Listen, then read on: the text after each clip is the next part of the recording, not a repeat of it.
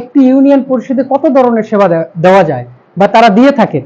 এখানে আপনাদেরকে যদি একটু দেখানোর চেষ্টা করি, দেখেন 1 থেকে প্রায় 20 পর্যন্ত সেবা এই ইউনিয়ন পরিষদে পাওয়া যায়।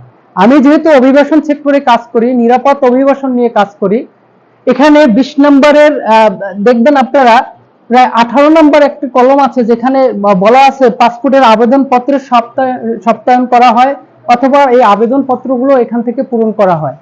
তাই আপনাদেরকে অনুরোধ করব, আপনারা বাংলাদেশ থেকে, বাংলাদেশের যে কোনো ইউনিয়ন থেকে আপনারা এই ভিডিওটা দেখেন না কেন, আপনার কোনো তথ্যের প্রয়োজন হলে আপনি ইউনিয়ন পরিষদে চলে যান। ইউনিয়ন পরিষদে গভর্নমেন্ট ইউডিসি তৈরি করেছে, ডিজিটাল সেন্টার তৈরি করেছে। এখানে আসলে আপনি সর্ব ধরনের সেবা পাবেন।